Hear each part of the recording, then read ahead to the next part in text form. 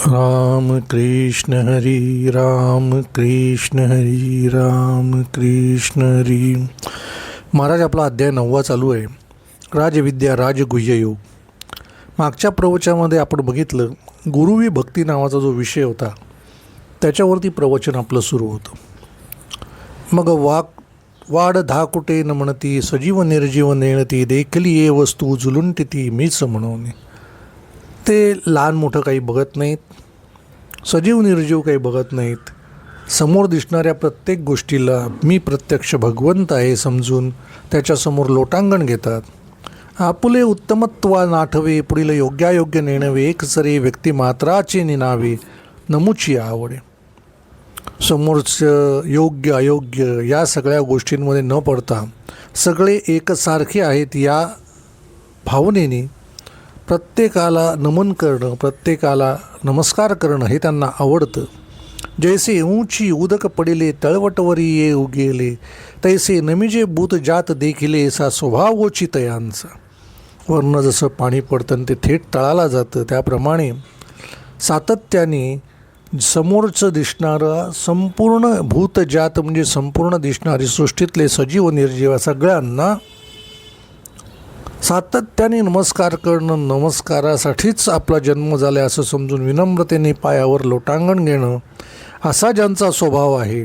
का फळलिया तरुची शाखा सहजे भूमीसी उतरे देखा तैसे जीव मात्र असे का खालावती ते.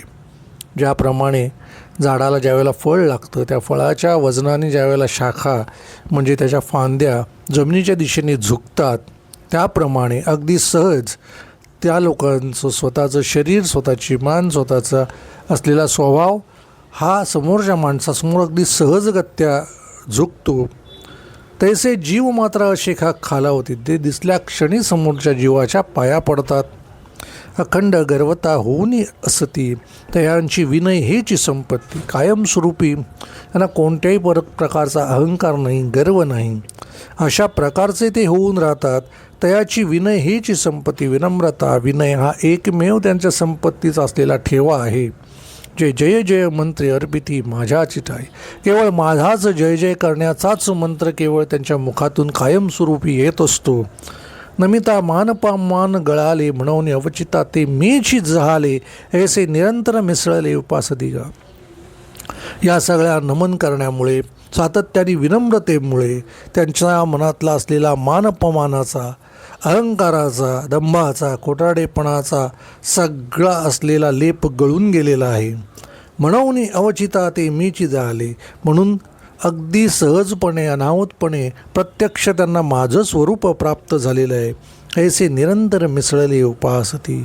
असे सगळे माझ्यामध्ये मिसळून गेलेले आहेत. अर्जुना हे गुरुवी भक्ती सांगितली तुझं प्रती आता ज्ञानयज्ञ यजती ते फक्त ऐक.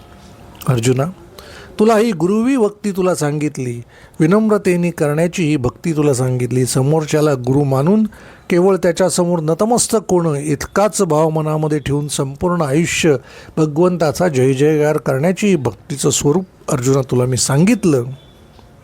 आता तुला ज्ञानयज्ञामध्ये जे भक्त आहेत त्या भक्तांच्याबद्दल मी तुला सांगतो.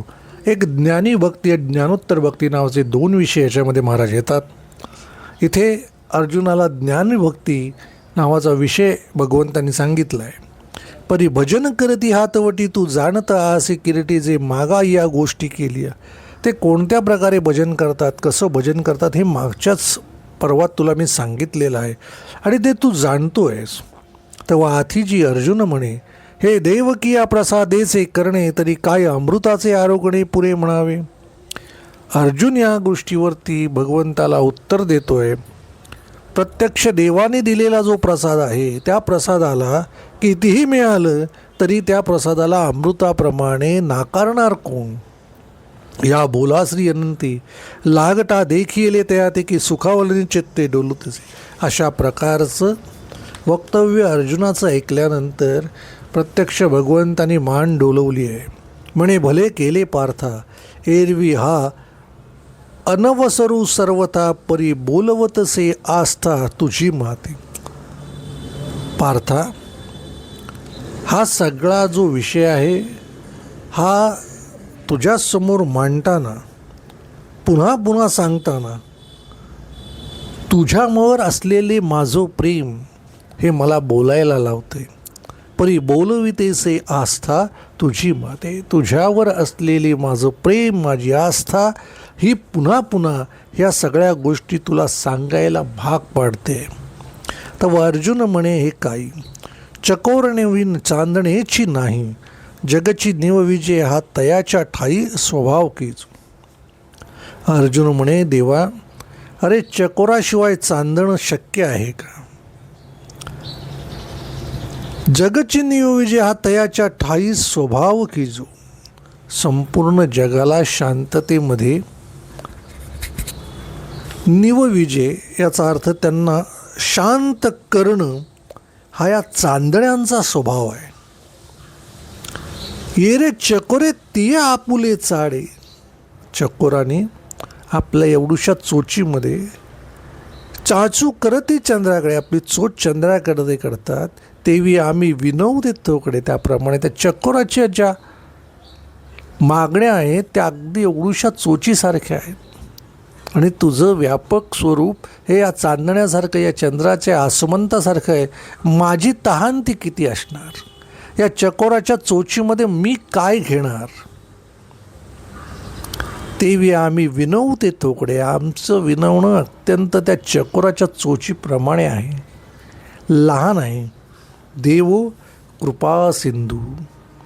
तुझा जो सागर आहे कृपेचा तो इतका मोठा आहे की त्या कृपेच्या सागरामध्ये आमच्या चोचीत मावणारी तुझी कृपा ही फार छोटी आहे.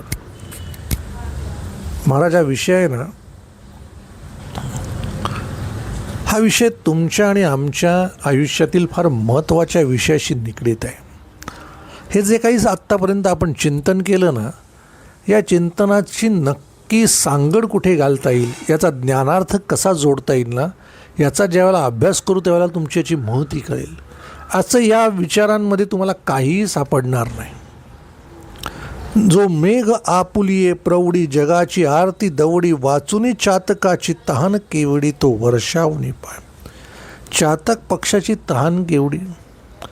हा ढग, हा मेघ जो वर्षावतोय संपूर्ण जगाला, हा आरती म्हणजे हा संपूर्ण जगाची तहान भागवतोय, जगाला पाणी प्राप्त करून देतोय. त्याच्याशिवाय या चातकाची असलेली तहान, एक दोन थेंब या चातकाची, स्वतःला चातक पक्षाप्रमाणे आणि भगवंताला मिळणाऱ्या कृपासिंधू सागराप्रमाणे, मेघाच्या वर्षावाप्रमाणे उपमा दिलेली आहे. आता महाराज, याचा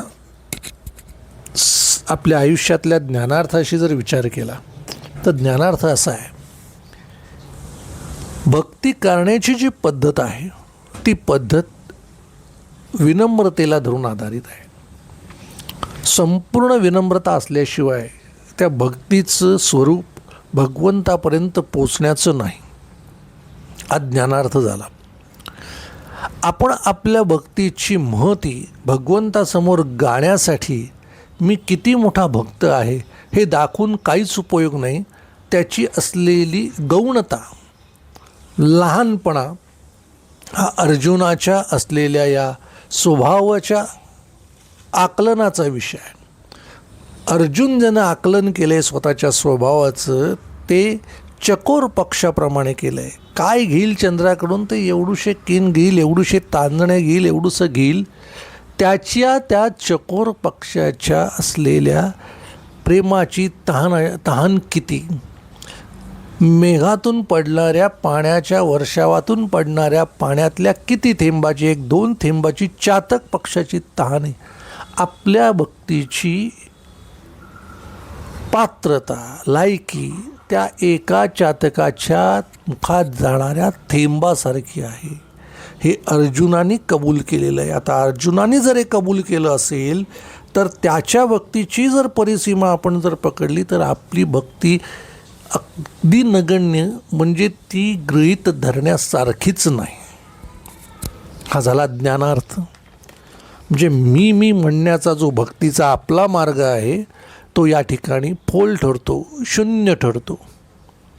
कितीही मोठा भक्तीचा डांगोरा पेटला तरीही ती भक्ती, अर्जुनाने जर एवढ्या क्षुल्लक गोष्टीपर्यंत आणून ठेवलेली जर स्वतःची भक्ती असेल, तर आपली भक्ती अगदी कसपटाप्रमाणे आहे.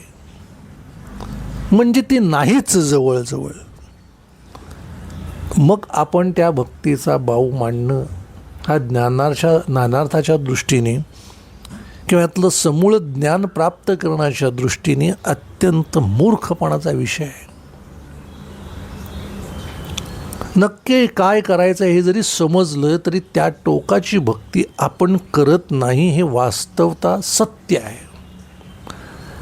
आणि या सत्याला नाकारून आपण आपल्याच विश्वात रमतो आणि आपल्याच विश्वात आपण जी भक्ती करतो ती एवढी महान आहे आणि या भक्तीच्यामुळे देवाने माझं सगळं ऐकलं पाहिजे, देवाने मला सगळं सर्वस्व दिलंच पाहिजे आणि तो देत नसेल तर देव नाहीच, तर तो देव नाहीच, तर त्या मूर्तीमध्ये देव नाही, त्या मंदिरात देव नाही, त्या फोटोमध्ये देव नाही, त्या भावनेत देव नाही, केलेली भक्ती केलेला मंत्र खोटा आहे. हे आपलं मूर्खाचं ज्ञान आहे. भक्तीचं टोक काय सांगतं आणि आपल्या भक्तीचा विचार किती खालच्या पातळीचा आहे हे तुम्हाला समजेल. वरून पडणारं पाणी तळाला जातं, तेवढी विनम्रता असली पाहिजे.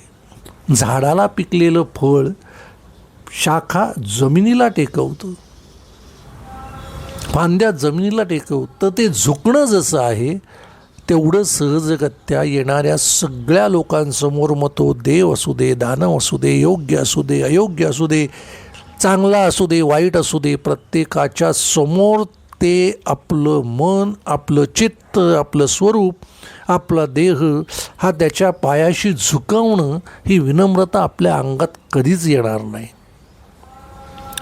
आणि न येणारी ही विनम्रता जर आपण आपल्याला भक्तिम स्वरूपामध्ये जर गृहीत धरत असू तर आपण केलेला भक्तीचा विचार अत्यंत मूर्खपणाचा ठरतो.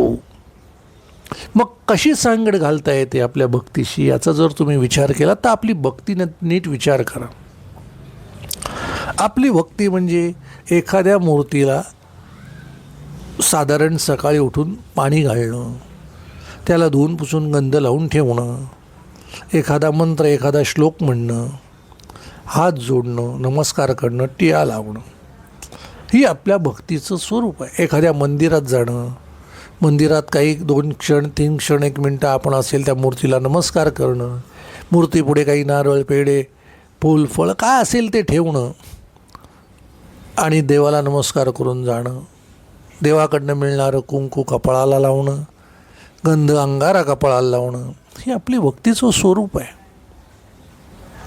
या गुरुवी भक्तीमध्ये जी भक्ती ज्ञानेश्वरीला अभिप्रेत आहे ती भक्ती विनम्रतेवर आधारित आहे. आणि ती विनम्रता आपल्या अंगात निश्चित नाही. विनम्रतेने केलेली भक्ती, विनम्रतेने केलेलं ज्या ठिकाणावर उभा त्या ठिकाणी केलेलं नमन नमस्कार हा भगवंताला जाणारा, भगवंताकडे पोचणारा आहे. आपला विषय ज्ञानी भक्तीकडे जाण्याचा आहे, पण गुरुवी भक्ती किंवा भजनातली भक्ती ह्या दोन्ही भक्तींमधला असलेला अहंभाव, अहंकार हा भगवंताच्या गुरुवी भक्तीमध्ये उपयुक्त नाही. हा त्यातला महत्त्वाचा ज्ञानार्थ आहे. आपल्या आयुष्यात जी सांगड घातली जाते अशी या गुरुवी भक्तीचं उदाहरण आपल्याला देताच येणार नाही. अशी आपली भक्तीच नाही.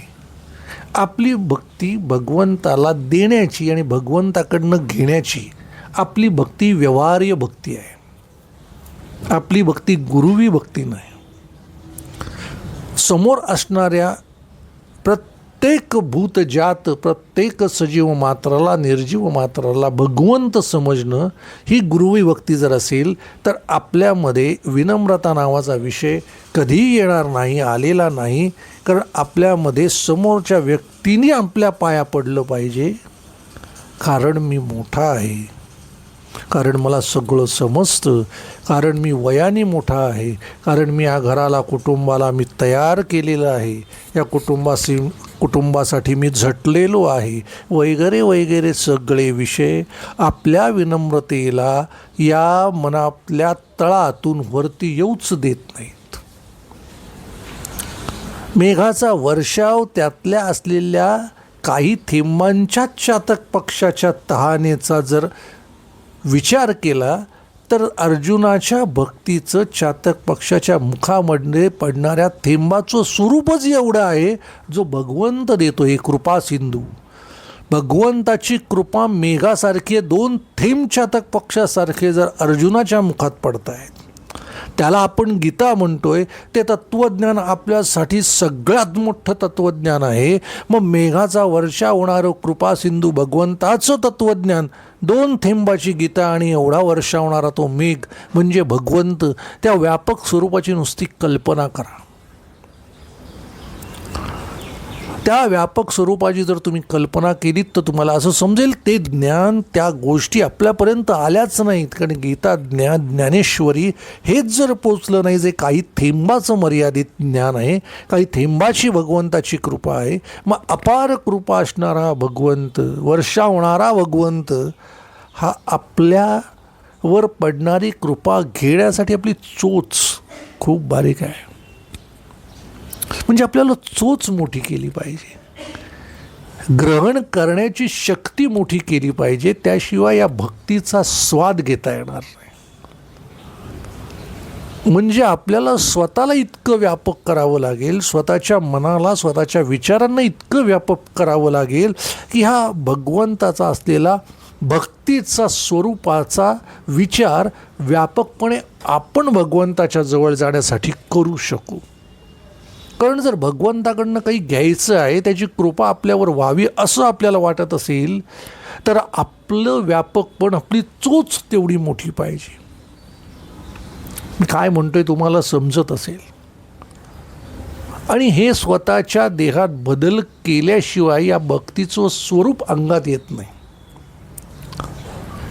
आजपर्यंत तुमच्या समोर घडलेले आजूबाजूचे या सृष्टीमध्ये जे सगळे कोणी असतील, केवळ काही क्षण नमस्कार करणं याला भक्ती म्हटलं, सातत्याने देवाचं नामस्मरण करणं याला भक्ती म्हटलं, सातत्याने मी देवाचं नामजप करतोय, माळ जपतोय म्हणून मी त्याला जर भक्ती म्हटलं तर ते सगळं फोल आहे, सगळं निरर्थक आहे जर विनम्रता नावाची गोष्ट त्याच्यात नाही.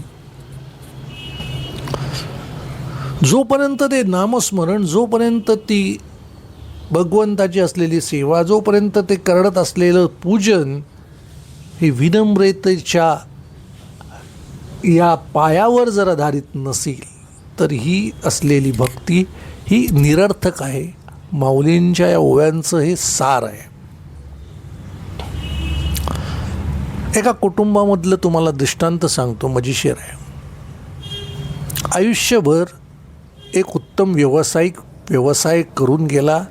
त्याने आपल्या व्यवसायामध्ये अनेक गोष्टी निर्माण केल्या. त्या व्यवसायामध्ये त्यांनी चांगला जोम बसवला. काही नसलेला उत्तम बंगला बांधला, घर घेतलं, गाडी घेतली, पैसा, पद, प्रतिष्ठा समाजामध्ये संपूर्ण मिळालं. कमी काही नाही, 2 उत्तम मुलं इंजिनियर झाली, मुलगी होती. या सगळ्या गोष्टींचं त्याच्या कुटुंबामधलंही काही ठेवणं, वावगं काही राहणं, उणं राहणं असं काही त्याच्या आयुष्यात नव्हतं.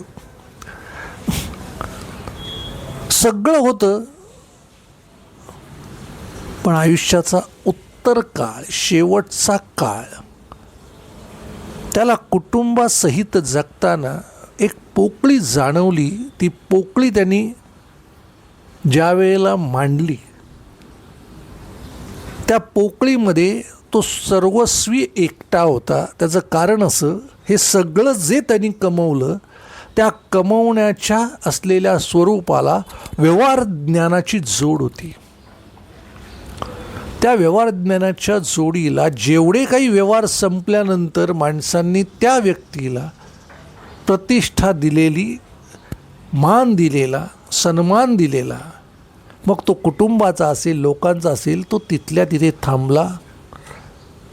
पुन्हा तो मान प्राप्त करण्यासाठी एकदा घडून गेलेली गोष्ट आहे.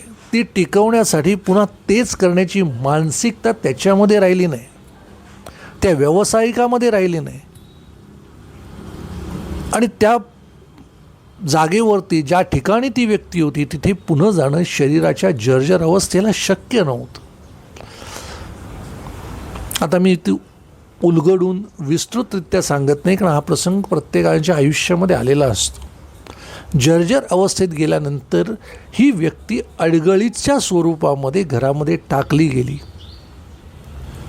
आयुष्यभर उत्तमोत्तम व्यवसायात केलेली गोष्टी, उत्तमोत्तम केलेले नवीन प्रयोग, व्यवसायाच्या संधी, केलेलं सर्वोच्च व्यवसायाचं टोक, व्यवहार ज्ञानाचं टोक, उत्तम कुटुंबाचं संरक्षण, त्यांचं संगोपन, हे सगळं एका बाजूला पडलं आणि हा व्यक्तिगत जर्जर अवस्थेत पोकळीमध्ये गेला.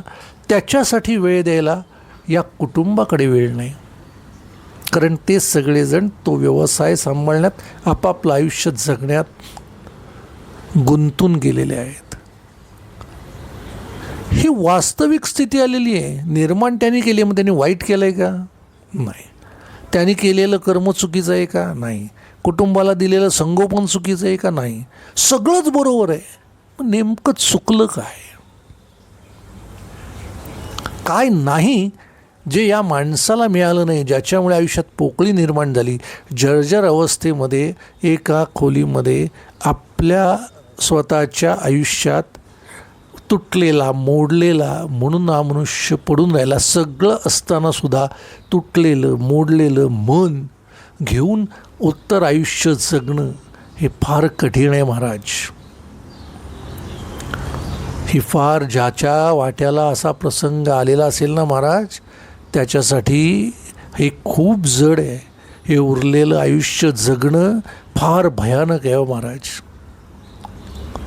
आपलं कोणीच नाही ही भावना अत्यंत दुर्दैवी आहे. असताना कोणी नाही हे आणखीन दुर्दैव आहे. ज्ञानेश्वरी ही त्या गोष्टीलाच तुम्हाला उत्तर देते. त्या आयुष्यामध्ये निर्माण होणाऱ्या जर्जर अवस्थेतल्या पोकळीला या विनम्रतेची असलेली ही गुरुवी भक्ती उत्तर आहे. तुझं पूर्वापार जर विनम्र असतास, पूर्वापार जर विनम्रपणे या भक्तीमध्ये असतास, पूर्वापार जर विनम्रपणे या भगवंताच्या सेवेमध्ये असतास, तर आज ज्या ज्या ठिकाणी म्हणून तू नतमस्तक होतोय, ज्या ज्या ठिकाणी म्हणून तुझी भक्ती नतमस्तक होते जर्जर अवस्थेमध्ये, ती सगळी भक्ती आज तुझ्यासाठी दिसणाऱ्या प्रत्येक भूतजाताला तू केलेला नमस्कार तुला फिरून उलटा आला असता. त्या सगळ्यांनी तुला कायमस्वरूपी पुन्हा नमस्कार केला असता. कारण माऊलींची ओवी सांगते की फिरूनी मीची जहाले. प्रत्यक्ष देवाचं स्वरूप प्राप्त झाल्यानंतर आपोआप सगळे त्या देवत्वाकडे वळतात, ठाव घेतात. अशी विभूती तयार होणं, असा मी तयार होणं, याला गुरुवी भक्ती म्हणतात. ही विनम्रता अंगात घेऊन केलेली भक्ती या जर्जर अवस्थेमध्ये देवपण प्राप्त करून देते. तुम्ही केलेले ते नमस्कार, तुम्ही केलेला तो विनम्र भाव तुम्हाला परत फिरून तुमच्या पाया पडण्यासाठी आसमंत येतो. ही गुरुवी भक्ती आहे. ती पोकळी निर्माण होणारच नाही, कारण तुमच्याकडे जी विनम्रता आहे, तुमच्याकडे जो असलेला भक्तीचा ठेवा आहे, देवाच्या पायाशी इतका छान आहे की तुम्हीच भगवंत झालेलात ही भावना त्यावेळेला निर्माण होते. आपोआप तीच कुटुंबात पेरली जाते. तुमच्या समोर येणारी व्यक्ती नतमस्तकच होणार, कारण फिरूनीची मीची जाहलो भगवंत जाहला. 2 टप्पे सांगितले. व्यवहारात उत्तम यश संपादन केलेला मनुष्य जर्जर अवस्थेमध्ये अत्यंत पोकळी निर्माण झालेला, मनाने खचलेला, तुटलेला असा व्यक्ती, आणि विनम्रतेमध्ये आपली भक्ती भगवंतापुढे सातत्याने आयुष्यभर जपलेला असा जर्जर अवस्थेतला फिरूनी देव झालेला असा एक, दोघांनीही आयुष्य उत्तमरित्या जगलेलं आहे. एकाकडे मन भरलेलं आहे, एकाकडे भक्ती भरलेली आहे, मनामध्ये कुठल्याच कोपऱ्यामध्ये जागा रिकामी नाही, कारण विनम्रतेची भक्ती संपूर्ण हृदयामध्ये, संपूर्ण देहामध्ये, या जर्जर अवस्थेमध्ये देहाला आनंद देते. आणि तिथे काहीच नाही, ती मनाची पोकळी मन तुटलेल्या अवस्थेत जगण्याचं अत्यंत त्रासदायक ते उत्तर आयुष्य काढते. 2 गोष्टीतला फरक तुम्हाला मी सांगितला.